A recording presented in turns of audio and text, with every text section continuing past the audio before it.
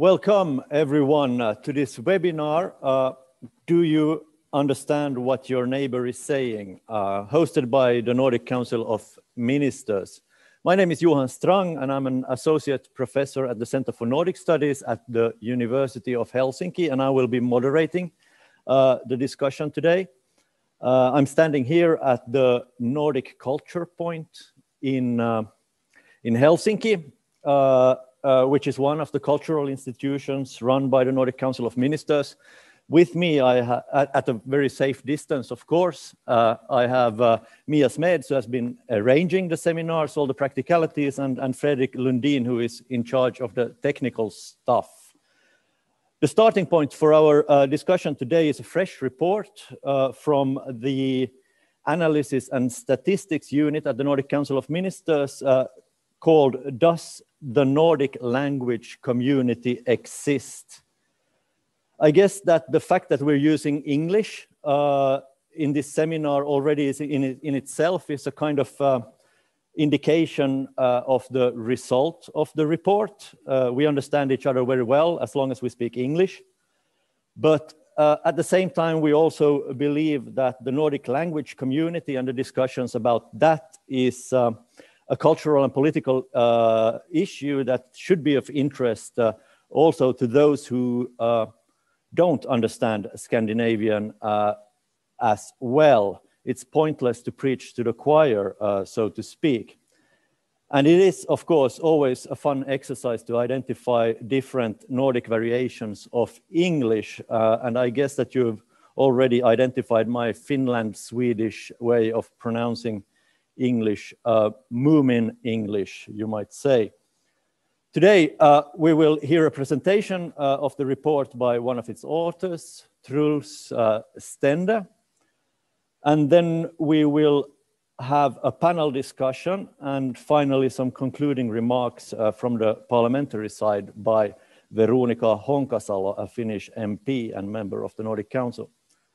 But first, we will hear a greeting from Annikka Saarikko, who is the Finnish Minister of Science and Culture and who is also in charge of Nordic cultural cooperation, as Finland is chairing the Nordic Council of Ministers this year. Friends, hyvät kuulijat, bästa nordiska vänner. Language is an important part of our identity. With the help of language, we think about ourselves, talk about ourselves, and explain to ourselves how we view the world around us. The boundaries of language shape the boundaries of thinking. At their best broad, language skills expand our thinking, increase our understanding, and reduce confrontation. We all have our own natural language. It can be speaking and writing, but it can be also photographing, dancing, or something else. These different languages can be used and understood parallel to each other. For example, art and art education can help us find our own, sometimes wordless language, and at the same time increase our understanding of other people. The linguistic landscape of Finland is becoming more and more multicultural, changing and enriching every day.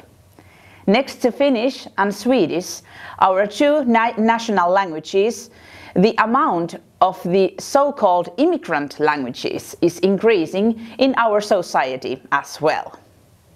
Also, English is strengthening its position and its use has become everyday life for the youth also in the Nordics.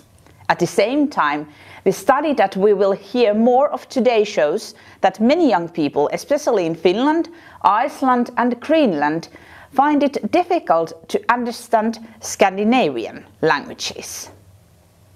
Language skills are important for many different reasons. Languages open doors to different worlds and cultures.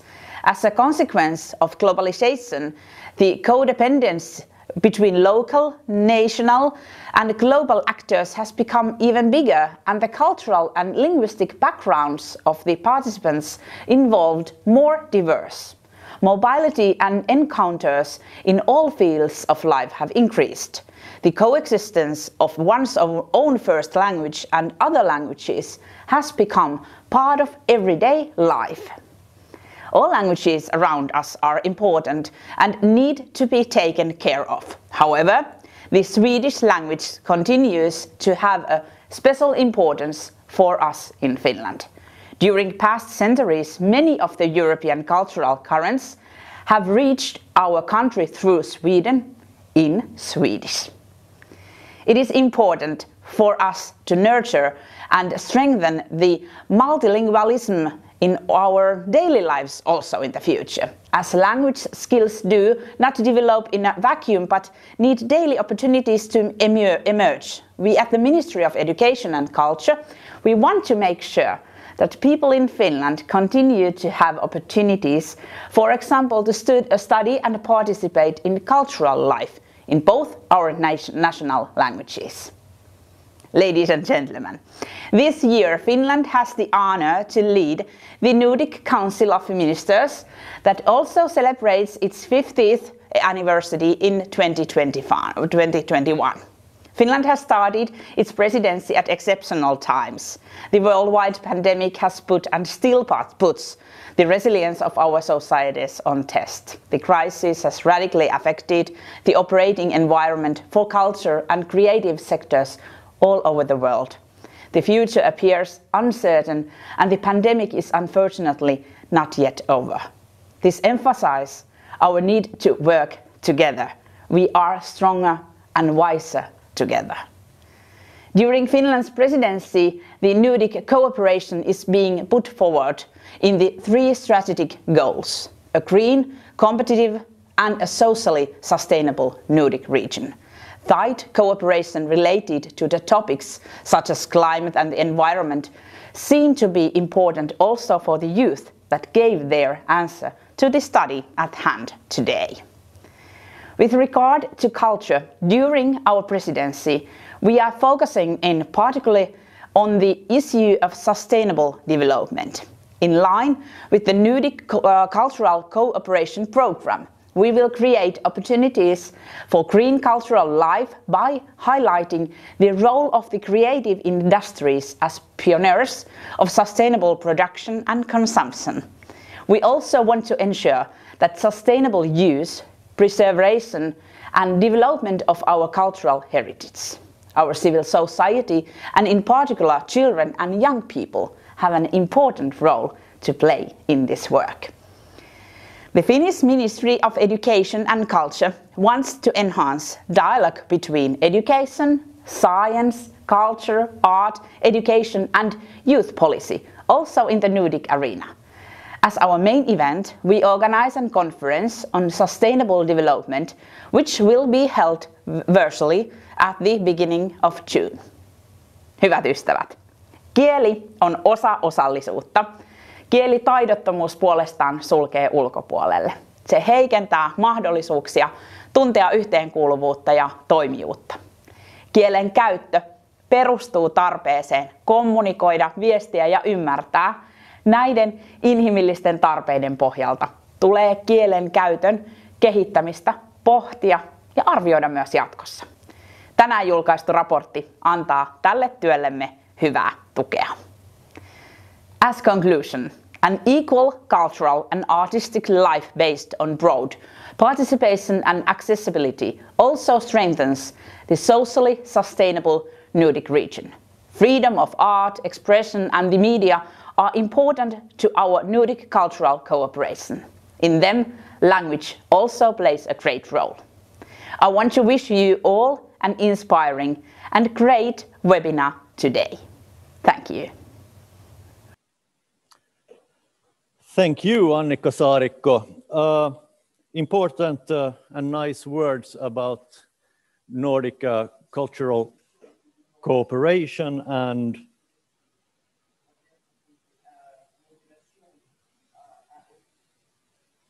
sorry about that. Important words from the minister.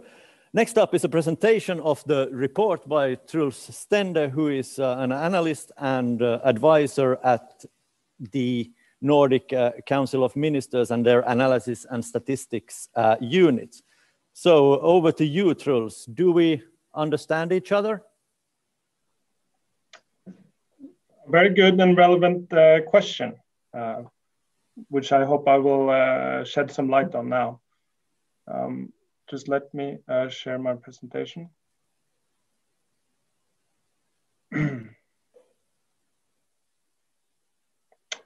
Hopefully everyone can see it now. Thank you, and yes, I will present this report. I just want to say in the beginning that I am one of two authors. The other author is Andreas Scholl-Frösheim. So just to start out, by the Nordic language community, we mean the fact that people in the Nordic region have been able to understand each other, sometimes by making a little effort in the Scandinavian languages, Danish, Norwegian, and Swedish. And that we have been able to understand each other in these languages has traditionally been viewed as a sort of Nordic glue, something that ties the Nordic countries together. And furthermore, it has usually been thought that because we have understood each other in Norwegian, Danish, and Swedish, it has made it easier for us to communicate with each other across borders, to travel to other countries, and to move across the Nordic region to work and study. It has, in other words, created a community, strengthened our feeling of being Nordic, and been a crucial factor in the development of the extensive Nordic cooperation that exists today. It has made it easier to learn from each other and help each other. Now, a lot has changed in the last decades when it comes to language and culture here in the Nordic region, and especially among young people. Social media, new technology, and so on has, of course, changed the way young people communicate and consume cultural products. And studies have also shown that young people understand less of the Scandinavian languages than previous generations, but that they have become much better at English. So, but how is the Nordic language community doing in the 2020s? How well do young people in the Nordic region understand Scandinavian languages? Is the Nordic language community still important? And does it even exist? That is what we have tried to find out. So we have conducted a survey among young people in the Nordic region about comprehension of languages and attitudes to language and culture. So the survey included more than 2,000 respondents aged 16 to 25. And it covered the entire Nordic region, including Åland, Faroe Islands, and Greenland. And now I will tell you a bit about the main results, the highlights, and we begin with language comprehension. We asked young people whether they agree that it is easy to understand Danish, Norwegian, and Swedish. And these are the results for the entire Nordic region. And they show that Danish is the language young people find most difficult. Only 26% agreed that Danish was easy to understand, while as you can see, more people thought Norwegian and Swedish was easy. But as we can see, a lot of young people do not find the Scandinavian languages easy to understand. And if you look at this question on a country level, whether young people thought it was easy to understand the Scandinavian languages, we can see that there are substantial differences between the countries. Take Danish, for example, the red columns. As the figure shows, in some countries, less than 10% of young people find Danish easy to understand, while in other countries, we're close to 50%, and in other countries, almost everyone understands Danish. So there are some huge variations here, and I would say that we are really using the entire scale here. Now, I won't go through this figure in detail. I just wanted to show you how big the differences are. And we can also, from this figure as well, see that in several countries, there are large proportions who find it difficult to understand one or more Scandinavian language. Now, these great variations can, of course, be explained by the different starting points young people in each country have for understanding the Scandinavian languages. What matters is, of course, how similar their own language is to the Scandinavian languages, to what degree these languages are taught in school, etc.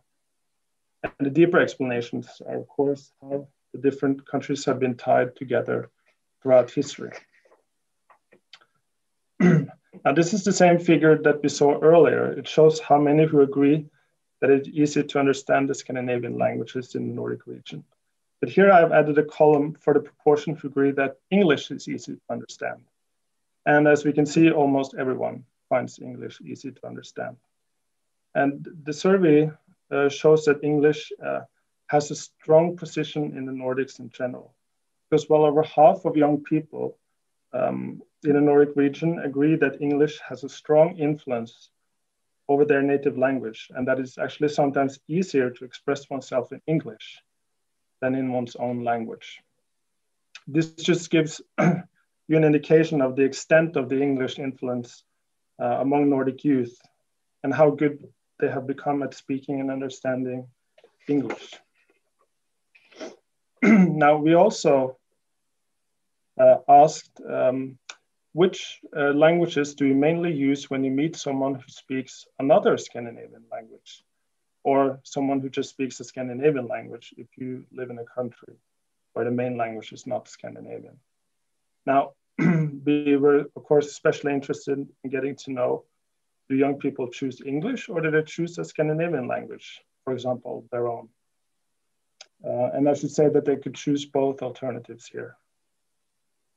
And again, we can see there are significant differences between the countries as to whether young people choose English or Scandinavian. In some countries, the large majority chooses English, while in other countries, most people go for a Scandinavian language. And our survey also shows that there is a link between how well you understand the Scandinavian languages and which language you choose.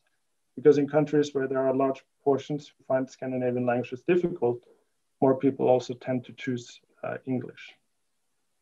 Now, if you look at the Nordic average to the left in the figure, we see that about 60% choose English and about the same would choose a Scandinavian language. Now, our survey also indicates that what language you choose depends on the situation or the context. Because we also asked what decides which language you use on social media. Because it turns out that a lot of people actually write both in English and their own language on social media. So we wanted to know, why do you choose the language you choose? And as we can see, what is most important for young people is that as many people as possible understand what they write, that their friends use it, and that whether the language is part of identity or of their culture is not that important. And this kind of pragmatism has been evident also in previous studies on this subject. Young people seem to choose Scandinavian languages when they want to build closer social ties. That is, when you want to make friends and get integrated into another Nordic country. And English is important or you choose English when it's very important for you to be understood. For example, in more formal situations, such as at work or in a meeting. Now let's look at a slightly different topic, namely culture and language. It seems that cultural products can increase interest in language because 90% agreed that cultural experiences in other languages increase their interest in learning languages. So in other words, watching a TV program, a film, listening to music, etc., can motivate young people to learn the language. And we also see that a bit under half of young people in the Nordics had consumed cultural products in another Nordic language in the last 2 months. Now, whether they went on to learn the language, we don't know, but there seems to be a link here, maybe something to build on. However, I should say quite few chose cultural projects in other Nordic languages to learn the languages. They chose it because it was interesting or entertaining. Now, I would say that this survey shows that the Nordic language community is in trouble. Young people, the young people's understanding of Scandinavian languages varies greatly from country to country. And we also see that in some countries there are large proportions who find these languages difficult to understand. So I'd just like to end with some short reflections about what the consequences might be, both now, but perhaps more interestingly in the long term. And the big question, of course, is how much does this matter? How much does it matter that young people find Scandinavian languages difficult to understand and that they all understand English? And we can split this question into three parts. First, how will this affect what we usually call Nordic integration? And by that, we mean how the countries and populations kind of mix and flow into each other. For example, by when people move to another country to study or work. And it seems to me quite evident that you're more likely to do that, to move to another Nordic country to work or study, if you can communicate and be understood in a Scandinavian language, rather than having to use English. Now, we're all aware of that crossing the borders between the Nordic countries is very difficult today due to the pandemic. But maybe it is so that this is a short-term obstacle, hopefully at least, and that the deep and long-term problem might be that we don't understand each other's languages like we once did. And also, we can ask ourselves, what will this mean for Nordic identity? Meaning to what degree people feel Nordic and part of the Nordic region, because the language community has been very important here. But maybe it's not that important, because an earlier survey from 2017 indicated that the Nordic population and also young people in the Nordics did not consider the language community as the most important reasons for why Nordic countries should cooperate. Rather, they thought it was our similar societal systems and common values which tied us together. Now, the results of this survey also give reason to think about how Nordic countries should cooperate when it comes to languages in the future and the language community. Because we know, but we know from previous studies also that young people actually don't place language and culture high on the list of topics that it is important for them that the Nordic countries cooperate on. Actually, young people want the Nordic countries to focus on climate and environment, and language and culture is quite far down the list.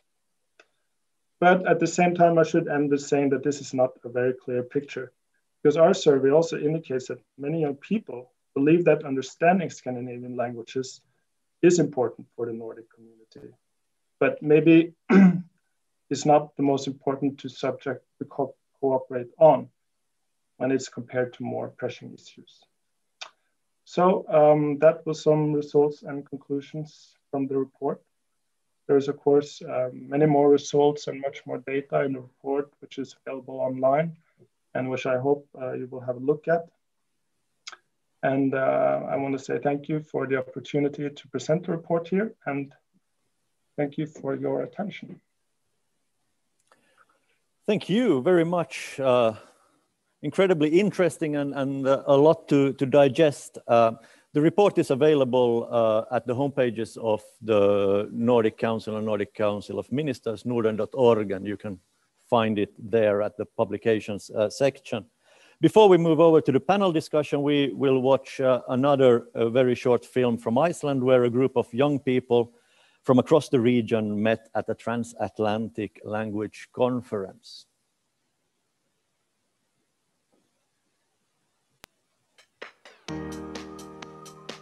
Vi synes kommunikation i de nordiske lande er ufattelig vigtigt, og derfor synes vi motivation og at øge motivation og interesse hos de unge for de nordiske lande og deres sprog. Við viljum læra norrænu tungumálin og hittast og tala við hvort annað, en við þurfum tækifærin till dess. Vi vill stärka relationerna mellan de nordiska språken och skapa fler möjligheter så att unga kan träffa varandra i olika länder i framtiden. Samskipti er lykillinn. Norðurlöndin þurfa að geta tala saman. Tämän takia opetustapoja tulisi kehittää ja erilaiset opiskelutavat ja tarpeet ottaa paremmin huomioon opetuksessa. Rahoituksen saaminen tälle on erityisen tärkeää.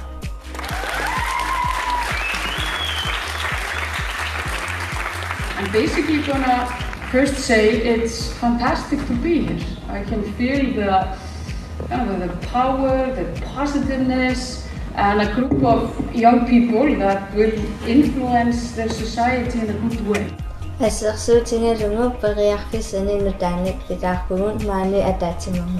To increase the value of the Nordic languages in the Nordic youth point of view, diverse opportunities should be offered alongside with improved education. Kun ohpa touta nuppiidäämme, niin semmas ohpa maittai kulahtallat nuppiin. Även om man är ett skandinaviskt tungomál så vill det haft en starkare fellagskap i hela norrländska länderna. Samfélagsmiðlar og nútímatækni hafa gefið okkur ótakmörkuð tækifæri til þess að læra ný tungumál, en á sama tíma höfum við ekki nýtt okkur þau tækifæri nógu vel. Vi vill ha mer representation av de nordiska språken på sociala medier och vanliga medier. Vi kunne godt tænke os at have mere at gøre med de andre nordiske lande, med konferencer som det her eller NGK-klassen. Och vi kunne godt tænke os flere muligheder for at lære andre nordiske sprog i skolen.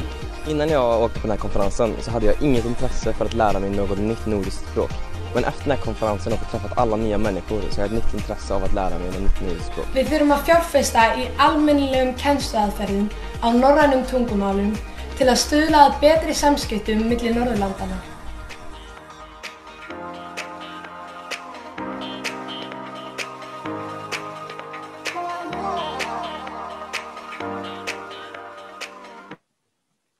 So nice to see young people meeting and engaging with each other physically. So let's hope that we get back to that very soon. It's time for the panel discussion, and we have four guests from Oslo. We have Unga Reineland, who is a professor and deputy director for the Center of Multilingualism in Society, who, among many other things, has studied multilingual practices on the social media and the challenges also for foreigners in encountering the varieties of Norwegian dialects, to which I presume one can count Danish and Swedish as well. From Iceland, we have Inga-Maria Hjartardóttir, who is a project manager for the Nordic Youth Conference on young people's relationship with the Nordic languages. And with us from Greenland, we have Malin Korlin, who is a project leader at the Nordic Institute in Greenland and a journalist with roots in Denmark, Sweden, and Norway, who is also running, together with Per Block, a podcast called En Ord, about the Nordic languages. And from Copenhagen, the capital of Norden, if not Scandinavia, we have Emma Chung, who is originally from Finland, but who has lived and worked in several Nordic countries and who has been engaged in Nordic cooperation as well in different ways. Currently, she is a member of the Presidium of the Nordic Youth Council. We will talk for about half an hour, and we'll try and reserve some time for a discussion for questions also from the audience. And if you want to ask questions, you can do it through, if you're watching through Zoom, you can do it through the chat feature. And if you're doing it through Facebook, you just add a comment below, and we'll try to catch that as well. Right. I want to start with you, Unga Reineland, and just a really broad question. As a professor and expert in multilingualism, what are your reactions to this report and what Truls just said? Thank you, Johan. I read the report with great interest, of course, and I'd say that the results are not that surprising given what we knew from previous reports that are also referenced in the report. However, there are some more recent research that is not referenced in the report, and that maybe give a somewhat different picture, and also a more positive picture, I'd say. So those are quite extensive research that's done on mutual intelligibility of closely related languages, such as the Scandinavian languages, but also German and Dutch. And in these studies, these are experimental studies, several of them, and some of the recent ones looking at both attitudes and the impact of attitudes on intelligibility, and the effect of speech rate. And interestingly, speech rate is very important.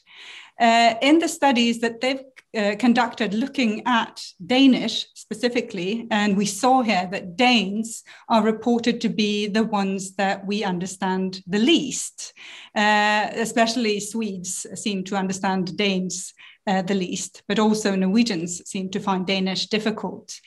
And in these studies, they find that reducing speech rate really makes the trick. And similar studies in Norway looking at dialects and understanding of dialects by new speakers of Norwegian, so immigrants to Norway, also shows that reducing speed is really more important than switching to, say, another standard or the Oslo dialect in the case of Norway. So I think that although these are many interesting results, I think that looking into actual practices would maybe yield some other results. We have to keep in mind that what they've looked at here are reported practices and reported understanding. I would very much welcome more studies and experimental studies looking at actual understanding and actual practices. So also the studies that I've conducted recently on social media, the most striking feature of young people's practices on social media, so their writing practices on social media, is variation. So, and that's one thing that is not discussed here. I don't think you asked about the use of dialect. Now, this study is conducted in Norway, and we know that Norway excels in the use of dialect in the Nordic countries. But also, there is a lot of dialect variation in the other Nordic countries, and use of dialect in writing is increasing. So that's interesting, not only writing in dialect, but writing in multiple languages. So variation and the use of a huge repertoire is really what is the most characteristic of young people's language use in writing, but also spoken. Thank you. That's a very good professor's comment that there are new research which has not been taken into account. But I also think that it balances, like the report kind of says, that indicates that if we would have tested like the actual knowledge experimentally, the actual understanding of other Scandinavian languages, we might have seen a even poorer result, that people tend to overestimate. But you actually say that it's the other way around, and that's very yes. Very interesting and optimistic news. Thank you for that. Over to you, Inga-Maria. I was thinking about like the report stresses very much like the competition from English, and you have been arranging a youth conference on Nordic languages, but you chose to do it in English. I'm not questioning your decision, but I'm curious as to how did this work in practice? What language did the young people use when outside of the official seminar occasions? That's an excellent question, because of course, whenever you gather people together for a conference like this, the work is important, but equally important is the social interactions outside of the workspace. When we were creating the conference, we were very particular on including the youngsters in the planning process, because we knew that if we didn't include them and didn't get their input in terms of how we should coordinate everything together, it wouldn't be a youth congress, it would be a congress that adults created for youth. And that just does not give us the same results that we were hoping for. And one of the things that the youngsters asked for was to have everything be officially in English. This was decided because we did have people from all of the Nordic countries and the autonomous regions. And so we wanted to make sure that everyone, especially youngsters from Iceland and Finland, which did not have as strong of a background in the other Nordic languages, would be able to understand everything that went on during the Congress. It was interesting for us who were kind of, there to witness how everything went down, to see that in the beginning, the first night where everyone showed up and we're getting to know each other, every single person spoke English. But as we progressed through the Congress, they started slowly moving towards some sort of a blandinavisk language, where even the Icelanders, who, hate to say it, have not been the biggest fans of learning Danish in school, were actually very intrigued and interested in trying to partake in some sort of a blended Nordic conversation. This happened mainly in the social parts of the Congress, that is outside of the workspace. But it was very fun to see that they actually were very interested in developing their skills. And as you could see in the video that we sent in and was shown here previously, most of them had no interest in learning anything about the other languages before coming to the Congress. But when they were presented with what that can actually mean, what it means to be able to understand each other from these different but also such similar countries, their interest in expanding that knowledge was significantly higher. So that was a very fun observation that we were able to make, and a pleasant surprise, I must say. It also confirms what the report is indicating, that the work people use English for work when they have to be understood or are very particular about being understood, but once they want to get to know each other, they switch over and start socializing in the Scandinavian languages. Exactly. Malin, Corleen,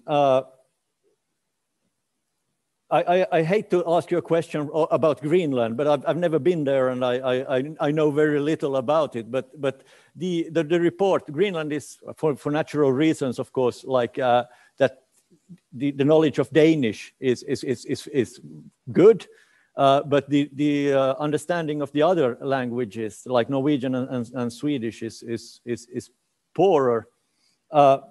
Does that reflect your kind of everyday impression of living in Greenland, and what language do you use in everyday life over there?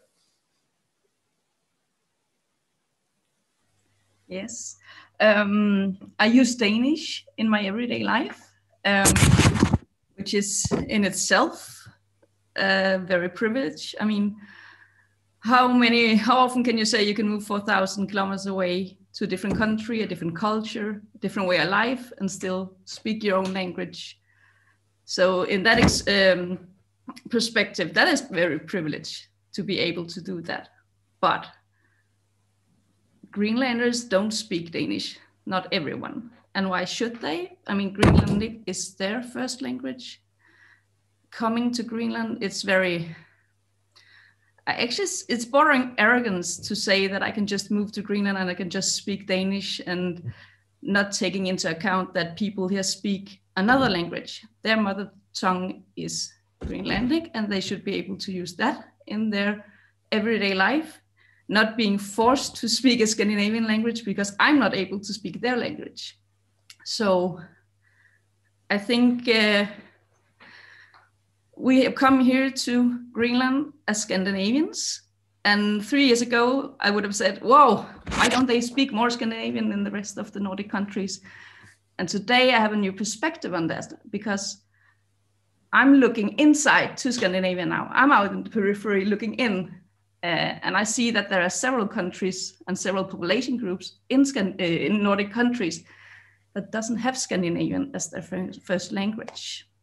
We have Icelanders, Finlanders, we have Faroese, we have Greenlanders, even Sami people. They don't have a Scandinavian language as their first language. So why are they forced to adapt?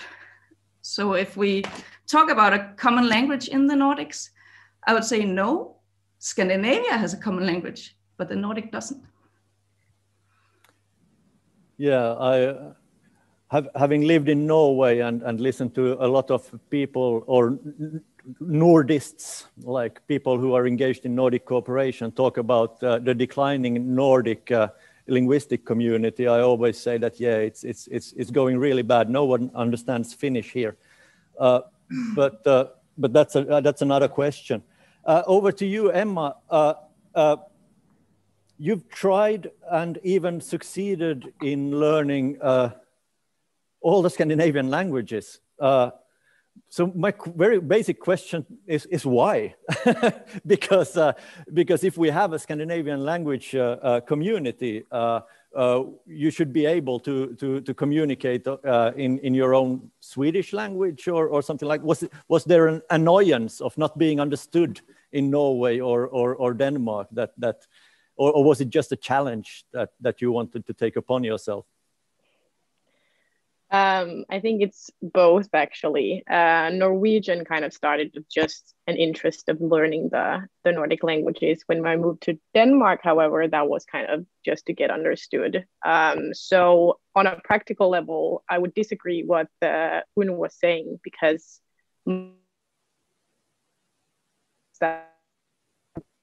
being active in youth politics, people, like young people, don't necessarily understand each other, and we really often switch to English, which is kind of sad. And I'm kind of one of the people that have tried to, I don't know, encourage people to use their Scandinavian languages, because I think the ideal would be that we would be able to speak our mother tongue when we communicate with each other. So I think, of course, it's sad that I can't use that, but Norwegian I kind of just took upon because I thought, why not? Since I moved to Oslo, I mean, Norwegians understand Swedish perfectly, so I mean, that was no problem. But I was very surprised when I moved to Denmark, when my classmates, I didn't feel that my classmates understood what I was saying when I spoke some sort of combination of Swedish and Norwegian. And also when I went to the store or something like that, people would really quickly change to English. And I think it helps, actually, what also Unga was saying, that if you speak more clearly and slowly, it is easier to understand, but most people just find it easier to switch to English, unfortunately. So yeah, it's both a challenge, personal challenge, but also just to be able to be understood as well as possible. Yeah, so the report, I mean, that is also my impression of having lived in Copenhagen, that I mean, knowledge in Scandinavian is perhaps helps you when you move abroad because you understand them, but like the real trouble is that the majority of people don't understand you when you talk your own language. So that's kind of the main obstacle for you when you try to use Scandinavian. I was thinking a bit about the things that Malin was raising about the non-Scandinavians, so to speak, and their languages, but perhaps even more kind of the new Scandinavians or the new Nordics, for that matter, people who are coming from abroad. Since you've been studying like their approach to dialects, do you have any impressions or any studies that have studied how well people who moved to the Nordic countries, how well they understand the neighbor's language, so to speak? I think that was included actually in the previous study. I couldn't see from this study what the background of the young people were, whether they had immigrant background or not. I think that was included in Delsig's study, and they found a very similar pattern to the one that you find in the population that speak a Scandinavian language as their first language. So Norwegians with immigrant background had less difficulty in understanding their neighbors. But that being said, it's true that I have discussed in recent publications the obstacles, the dilemmas and disturbances that new speakers of the Scandinavian or Nordic languages encounter themselves with. Because when coming to, and I discussed this particularly with reference to people coming to Norway. So 18% of Norwegian population have immigrant background. In Oslo, 34% have immigrant background. So obviously there is a large part of our population that have multilingual background and not necessarily have Norwegian as their first language. And so learning Norwegian, what does that really entail? Well, it means understanding a plethora of dialects, because we use dialects in Norway. It's not common to switch to a standard. And you'd also be expected to understand Scandinavian. And of course, that is very, very difficult. And to Emma and your experience in Denmark, I've had exactly the same experience. I was a student in Denmark 30 years ago and had no problems. But when I go to Denmark now, it's very, very difficult to speak Norwegian, and people tend to switch to English. And I was thinking about that reading the report, that there's somewhere in the report saying that Danes don't expect, they think their language is difficult to understand, and they don't expect others to understand it. And I've had this experience several times that I speak Norwegian, they respond in a way that makes me understand that they did understand my question, but still the response is in English. And that is quite curious, right? And I thought that maybe it has to do with your expectations not to be understood, that you choose to switch to English. But coming back to the immigrants, I think it is definitely very, very difficult. And I also sympathize a lot with what Malin said. This is really, we're talking about Scandinavians here. We're not talking about the Nordic countries. Obviously, it is very, very difficult, much more difficult for a Finn to understand the Scandinavian languages, or people from Iceland or Greenland. And the question then is, what do we want to have as a lingua franca in the Nordic countries? Should it be English? None of us have that as our primary language. So we're all on equal footing, in a sense, we could say. Or should we continue with the Scandinavian languages? I don't think I have the answer, but I would feel very sad if Scandinavian is entirely left out and what we'd continue doing is speaking English. But Inga-Maria, then, how do you feel about like language and Nordic identity? I think that the report was a bit kind of went in a bit different directions. That it indicated that on the one hand, young people thought that it's very important for the Nordic identity, but on the other hand, it was also there was also kind of an impression that there is so much else that connects the Nordic countries than language. So do you feel as an Icelander that Scandinavian is important for the Nordic community, or is it kind of a secondary thing? It's so interesting to read into the report and what you're saying here today. It's almost as if the report was created from the language congress that we had, because all the points are basically telling us the same thing. For the youngsters in the Congress, their language was an enormous part of their identity. And of course, the Vikings were mentioned quite often. But if I speak for myself, I did live in the United States for 5 years. And almost up until then, I didn't realize how much my language and my understanding of Swedish, and therefore Norwegian and a little bit of Danish as well, mattered to me and my identity. And it really resonated with me whenever I would socialize with my fellow Nordic classmates, that this was something that really bonded us together, because we do all have a rather shared experience, and we are all up way in the north there, and with some brutal winter weathers and beautiful nature. And so I feel like the languages are always going to be something that bond us together. And even though the youngsters tend to, and me myself, I tend to as well, go into the English language to make sure we all are understood. I think that holding on to that part of our identity, which is our language, shared languages, is an extremely important part of us kind of staying together as the Nordic region. But at the same time, also important to remember that, Icelanders and Sami people and people from Finland, we don't necessarily share as much in that Scandinavian reality, because we don't have that same extensive knowledge of those Scandinavian languages.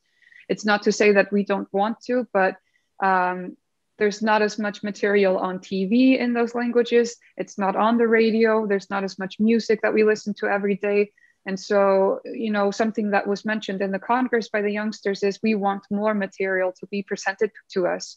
TV shows like the Norwegian show Skam, for example, something that is very entertaining, but at the same time also an opportunity to develop your language skills. And I would often get asked in America how my English was so good. And my honest answer was that it's been in my ears 24/7 for the past 27 years, because it's on the television, it's on the radio, it's on social media, it's everywhere around me. So if we're able to kind of amp up that part of the entertainment industry and present those languages to us and everyone around us, I feel like we would be really able to fortify our understanding of the languages and also our shared sense of identity, really. Yeah, I guess that Finland and Iceland are included in the Nordic family, or in the Nordic language family, in the sense that we at least understand a bit, which is more than most people in other people from outside. So we're kind of at least as observers. But is there a danger that we're dividing the Nordic region into a kind of A and B team, as the report is kind of indicating? What do you say, Malin, Colleen? Yes, I actually agree. There is a danger of that. In Greenland, I can speak about Greenland because this is where I live. Young people are not necessarily as good as Danish as we believe them to be. Mainly people outside of Nuuk, because they are not exposed to Danish in the same way. Why shouldn't they? They speak Greenlandic with their family, their friends in school. So when they grow up, they need to go to university. Oh, well, everything is in Danish. If they want to study outside of Greenland in the Nordic country, they need to speak Danish. And if they are not exposed to Danish or other Nordic Scandinavian languages as a child, they automatically get lagged behind. They are the B team in this respect. So I can sympathize and I understand young people that they switch to English, because yes, language is identity. It's very important for our identity. But the most important thing for them is to be understood, it's to be included, it's to be able to express themselves. And they do express themselves better in English because they're more exposed to English than they're exposed to Scandinavian languages. So I'm Danish, Swedish, Norwegian. I speak Scandinavian languages very well. And of course, if I meet a Swedish person or a Norwegian person, I would speak Scandinavian. But I would not assume I could do that same thing if I meet an Icelander or a Finn. I would ask them, do you want me to speak Danish, Swedish, or do you want me to speak English? Because they have the same right to be expressing them on the same level as I am. I think that if we really want to include and accommodate all Northerners on the same equal level, we need to speak the same language. And for us up here, it's not necessarily a Scandinavian language. So yes, we are creating A teams and B teams, if we use that phrase. But still, you still find the Scandinavian language kind of important for in some respects. But what is the kind of division of labor then? For what occasions do we reserve English, and for what occasions Scandinavian? Or how are we to kind of improve if we move over to a more kind of normative part of the discussion? What can we do about this? So how do you see? I mean, given your stand on this A and B team stuff, how do you see kind of, how do you see a way forward? What should we do to improve the knowledge of Scandinavian? I want the Scandinavian people to be introduced to more of the small languages in the Nordic region. We do this podcast where we treat the small languages such as Greenlandic and Icelandic, Faroese. We do it in Scandinavian because we can't communicate Greenlandic language in Greenlandic because nobody would understand other than Greenlanders. So of course we do this in Scandinavian to introduce Scandinavian people and others that understand Scandinavian languages to these small languages. We do an Instagram. Every day we put up a word, a Nordic word, which is mainly Greenlandic words. We communicate in Scandinavian so that Scandinavian people can learn a new Greenlandic word every day, or a new Sami word, or a new Finn word, anything. I think exposure is a very big factor in this. I don't think we all necessarily should be fluent in every Nordic language. I really applaud you, Emma, for trying. I myself is studying Greenlandic right now, and this is hard, very hard. And every Dane I meet up here say, why even bother? You'll never learn. You don't need it. You can speak Danish. But for me, it's a sign of respect to learn the language in the country I reside in. I show them I'm interested in your language. I'm interested in your culture. And I want to meet you on the not necessarily same level. I'll never be fluent in Greenlandic, but I try. So I think that interest and exposure is very important. And that's what the young people said as well. We want to be introduced to more Nordic languages in order to communicate with each other. What do you, Emma, say? The report, do you agree that it's exposure? But what kind of exposure? How do we move forward? Is it about kind of culture, like TV and movies, or is it about meeting other people, or how are we to go about this question? It's really a good question, and I think actually Malin points out very important things in the report. I think personally, I think that the respect for multilingualism has decreased. I mean, I also understand what Malin was saying in many situations that you've been in, like why even bother learning the language when you can use English, for example.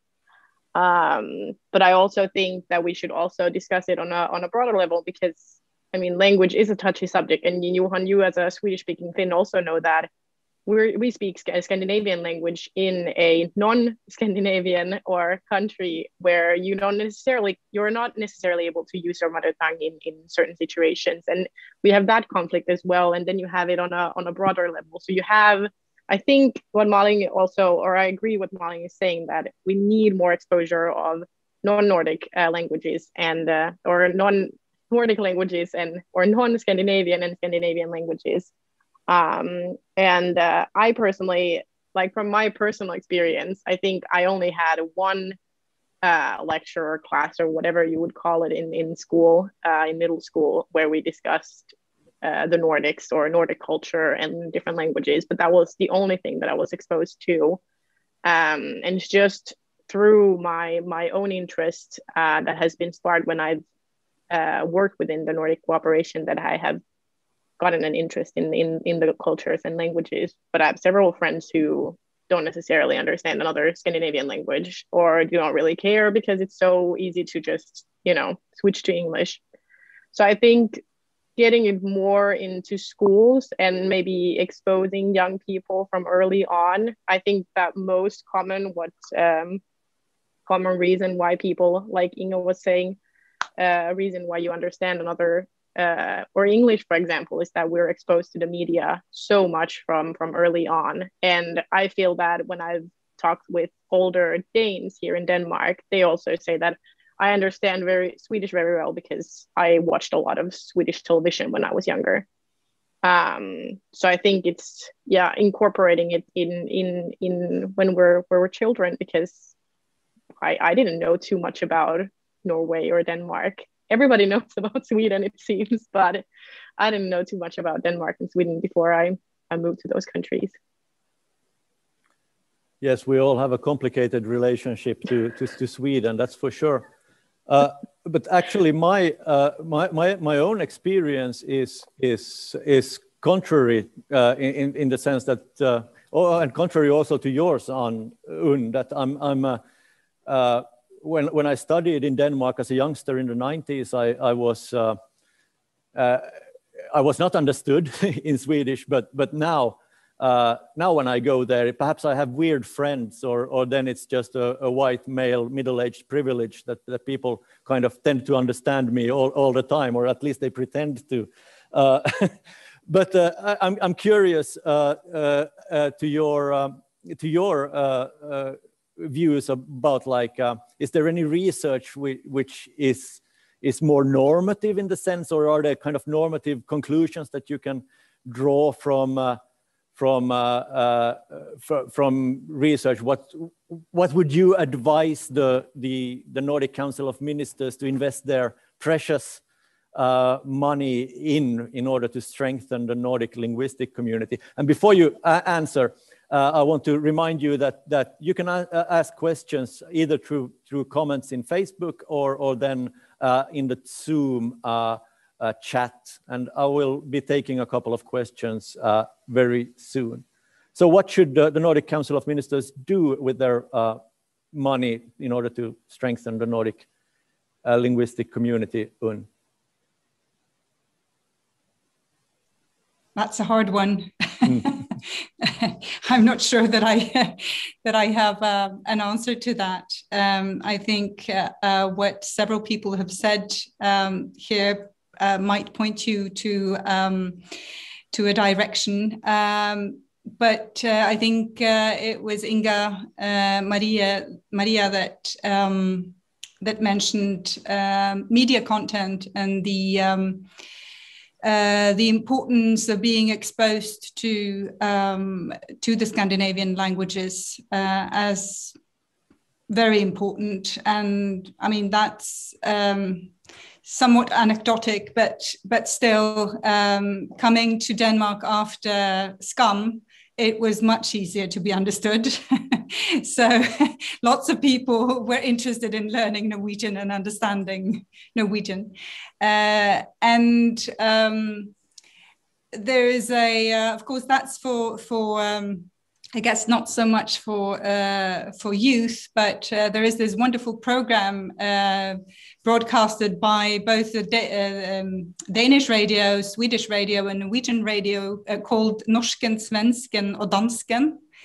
And they speak all in their different Scandinavian languages and talk about what has happened the past week in the different Scandinavian countries. So again, that's Scandinavia and not Norden, not the Nordic countries. So it depends a bit sort of what you're aiming at, if it is the inter-Scandinavian intelligibility, or if it is, including, I don't know, the Finns and the Icelandic and the Greenlandic and the Faroese in this mutual inter-Scandinavian communication. I'd say that exposure really and knowledge is what we need, because without that, it's difficult to create any interest. But I think Inga maybe have some more to say. Yeah, Inga, if you have, you're very welcome to continue. Thank you. It's just an interesting point to, again, I might be a little bit biased because I work with youngsters at my job here at Samfélags Youth Work Iceland, but I think it's just so incredibly important to work with them when creating anything for our future, because they, of course, are the future. And I don't know if I will be able to, yes, I'm gonna share my screen just for a quick minute, because this is what the result of the Congress was, and this is what the kids are, or the youngsters are really wanting to focus on. And I think for the Nordic Council of Ministers, it's incredibly important to take this into consideration. This is something that they handed to the Icelandic Minister of Education and Culture, Lilja Alfreðsdóttir, at the end of the Congress in 2019, before COVID. And the first point that they point out is that they want their point of view to be seen and heard. And what the Nordic Council of Ministers can actually do is, first of all, invest even more in Nordic language education, because there is great interest within the youth to actually learn more, but it's just not necessarily being presented in a way that piques their interest. Learning Danish and Icelandic is mandatory, but because it's mandatory, not a lot of youngsters are interested in it at all.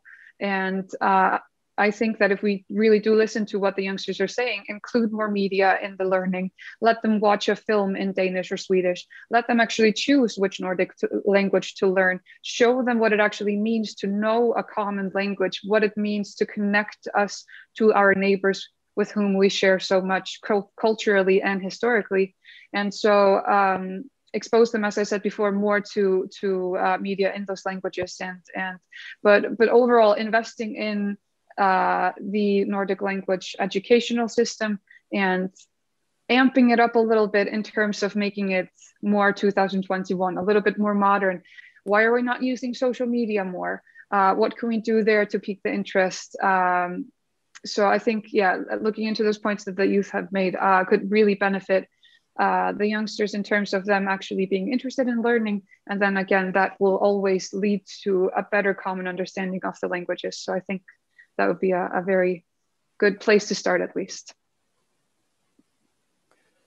Yes, definitely. I couldn't help but notice that the second point there was also to organize more Nordic meetings, or Nordic youth meetings, more organized meetings of Nordic youth.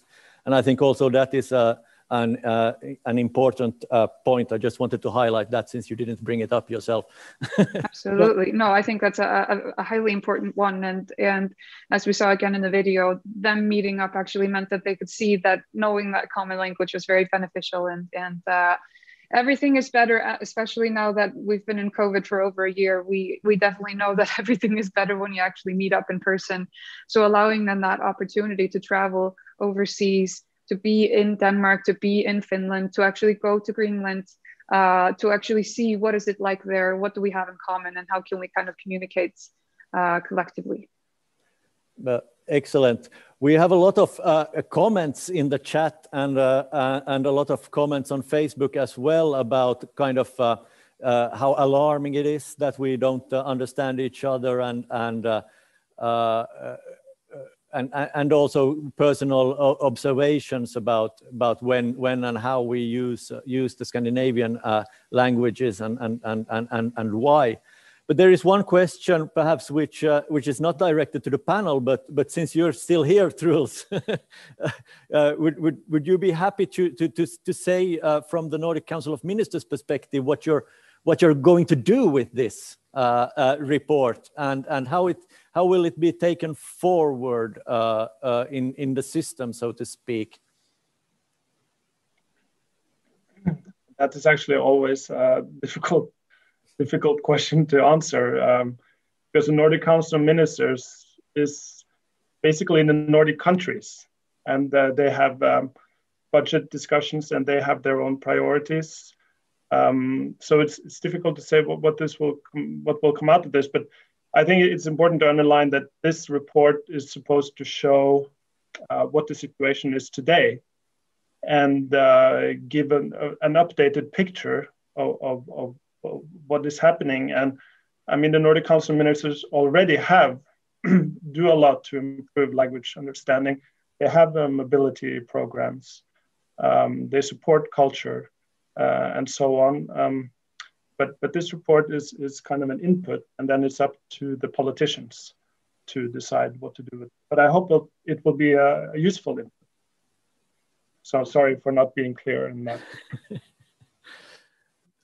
But basically, the message is that the Nordic Council of Ministers will take this at heart and spread the word in the system, and hopefully it will resonate somewhere.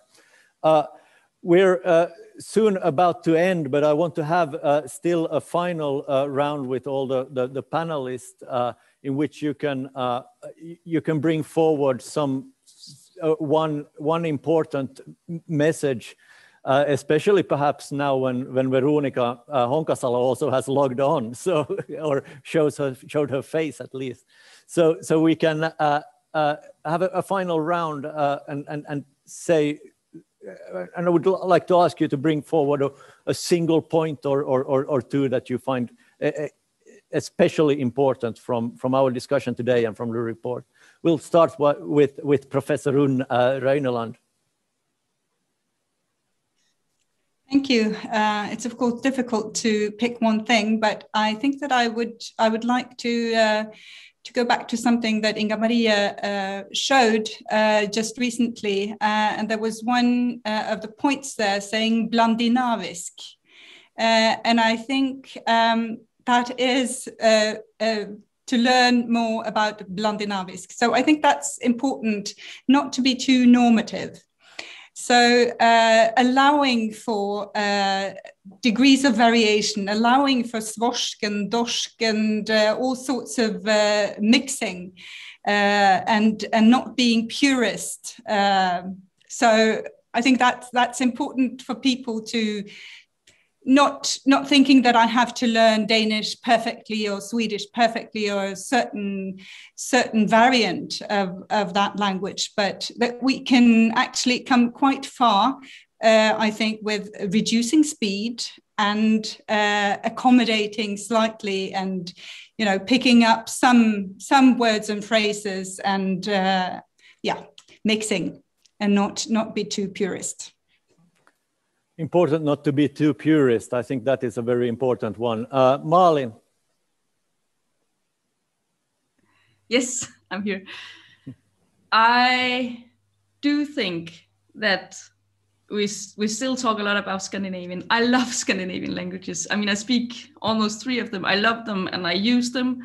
And I think we all should be better at using and understanding each other across borders, across cultures, across different way of lives. But I do think, and this might seem harsh, I think that a Nordic community that's built on Scandinavian languages is in itself excluding, because it excludes a lot of people that doesn't speak a Scandinavian language as their mother tongue. So I'm not sure how we would ever be able to solve that. But I understand young people speaking English together. I understand the Sami people. I understand Greenlandic people, Finnish people who wants to speak English because they are doesn't feel secure enough to speak a Scandinavian language. That said, I think we should all try to speak blandinavisk when we are in groups of people that doesn't include someone who's not able to speak blandinavisk. So I think, yes, blandinavisk is a very good idea if you have people in the group that are able to mix around, do this. But I meet a lot of people in my daily life here, in my work, that are doesn't feel that secure in speaking Danish with me. So please include everyone. So Scandinavian is cool, but beware of dividing people in good and bad Nordics. Inga-Maria. I wholeheartedly agree with Malin. I think that it's easy to forget that not all of us are brought up knowing these Scandinavian languages. And it can be challenging if you're supposed to learn Danish, but you only get to do it once a week in school. And so, you know, showing compassion for those who might be catching up is a great idea. I also think because I've seen in the chat box, there's a lot of comments about the use of English with youngsters. I think that the fight, quote unquote, against English is already lost. I don't think that we're going to be ever able to get them to stop using English or ourselves using English when we meet up. So I think we should celebrate that, but at the same time also put an even bigger emphasis on the usefulness of knowing those Nordic and or Scandinavian languages. And if I could just name a personal example, when I was in the 5th grade, my mom decided we should all move to Sweden so she could get her master's degree. And I didn't think so because I had it very nice in Iceland. But her selling point was that if I learned Swedish, I would be able to become a flight attendant when I was older because it was very useful to know another Scandinavian language. And so that was enough, convinced me. But I am forever thankful for that because my knowledge of Swedish has greatly benefited me in my work today, in panels such as this one, in the work with the Nordic Language Congress. So I have benefited greatly from learning that language. And I hope that we're all able to kind of take that and show that to youngsters today, show them how useful this can be and celebrate them learning a Scandinavian language, all the while being understanding of the fact that a lot of us choose to resort to English when needed. But otherwise, such a fun conversation. I wish we had more time because there's so many points that I'd like to touch on more, but thank you so much. Yeah, thank you. So English, don't be afraid of English. That's an important point. Emma, your final comment. I think everybody got really, really good points. And I've been a huge supporter of Skandinavisk since I started learning the other Scandinavian languages. It's fun that it's a term that other people also use. I think my own point is more maybe broad, but I think this, if any report shows that we cannot take Nordic cooperation for granted, and it requires actual work if we want to make it work in the future. Because if we're not fascinated about our languages or our richness or our cultures, then who is going to be? It feels like the external world is more fascinated about the Nordics than the Nordics or ourselves. And I think that is very concerning. I think also the COVID kind of pandemic shows that we have moved further away from each other rather than closer to each other. And I think it's important that we raise awareness about our cultures and also, like Malin was saying, about our cultural richness and increase the opportunities of learning Scandinavian languages in schools. I mean, that's not a possibility for example, in Sweden or in Norway or in Swedish-speaking schools in Finland. I mean, we can't study another Scandinavian language. So I think it's important to look at it from many different perspectives. Exactly. I fully agree that we should not take Nordic cooperation for granted.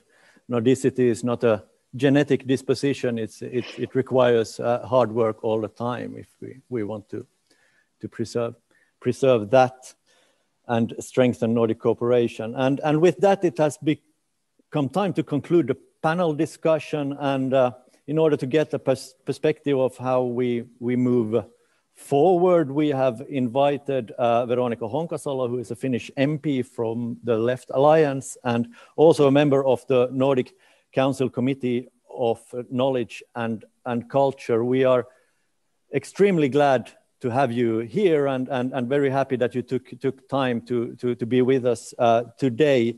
What message do you want to say to us?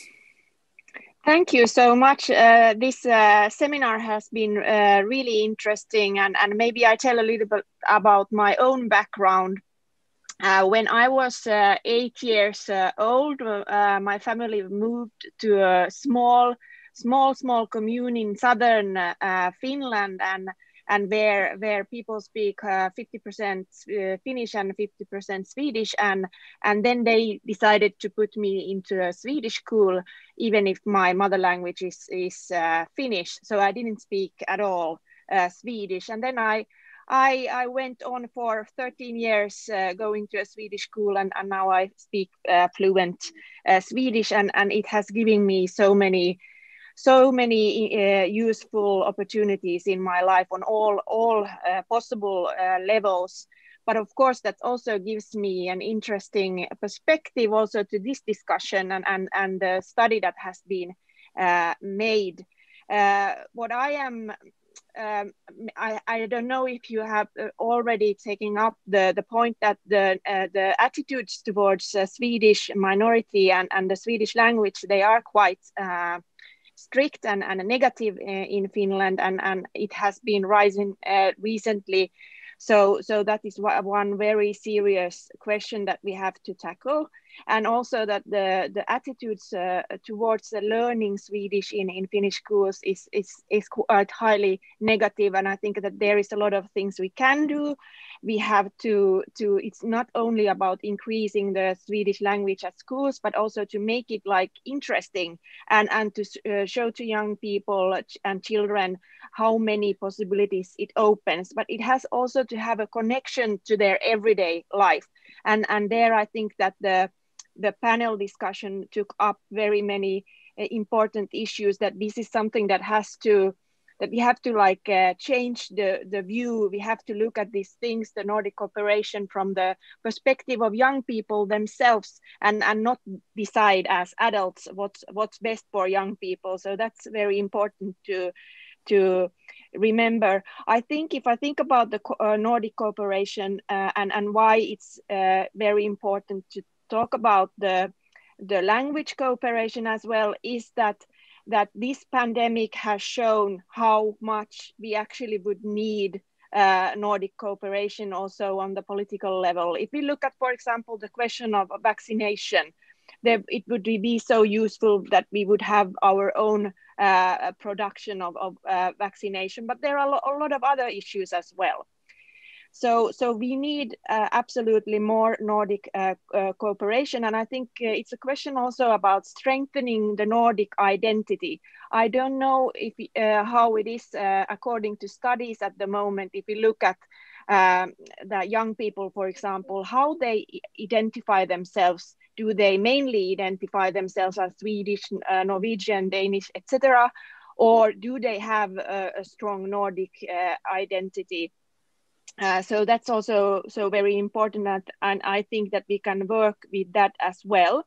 In the panel discussion, you took up the role of popular culture, literature, TV, drama, etc. I think that's very important, and I think that according to the study, it was one detail that was especially interesting was that Finnish young people, they follow especially a lot Swedish culture. So I think that was interesting. But I think that the field of popular culture has a very important role. And you took up already, for example, that already one TV series, for example, Scam, can raise the awareness of the Nordic identity and how important like language cooperation is and how interesting it is, and the Norwegian culture. I know that there are a lot of Scandinavians who have young people who have made like trips to Oslo to see all the spots where they were filming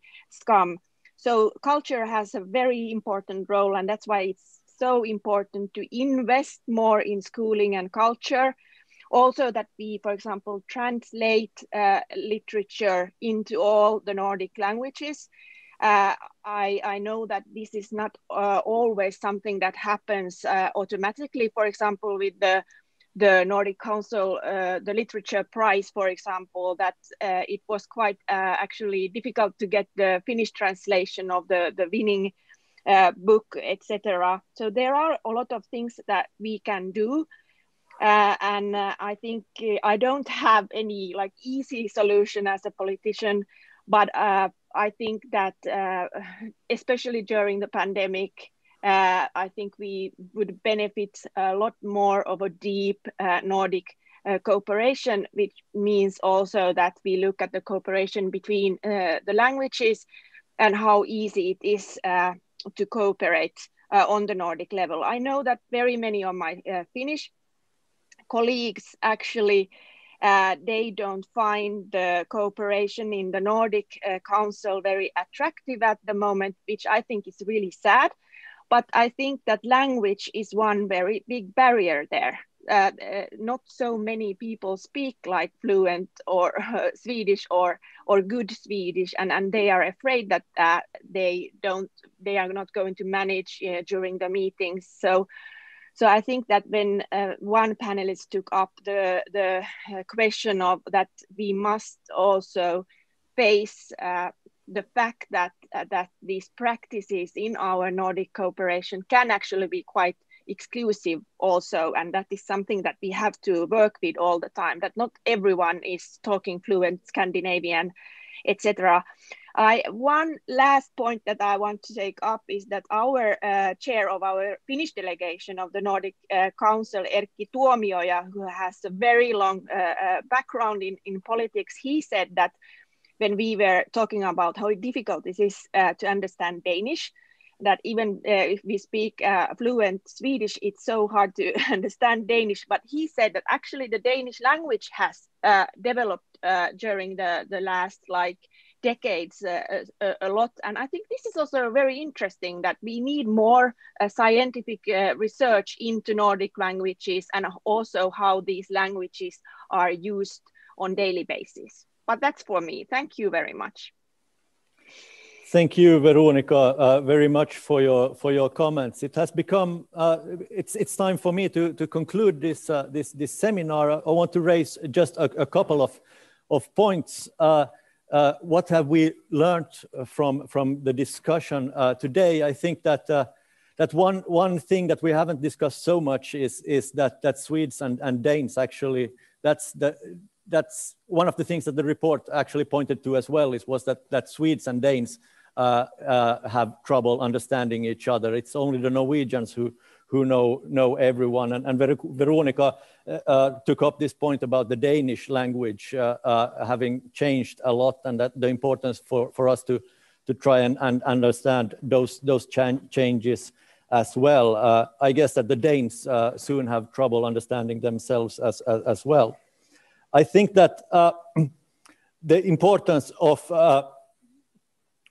Nordic cooperation should be stressed a lot, like Veronica said, that we have a lot of things on our agenda, and that we should try and cooperate on these issues. And I think that the one thing that the panel took up, but also the report emphasizes, is that the youth sees language as a tool for cooperating on important things, and not as an aim in itself.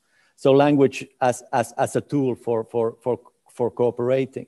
Also, another thing that we have stressed a lot today is the importance of culture and of popular culture, of TV series and these kinds of issues. I think that Nordic official cooperation should definitely continue their enormous investments in TV series and cultural cooperation in general, and perhaps also make some investment in social media and making some interaction in that.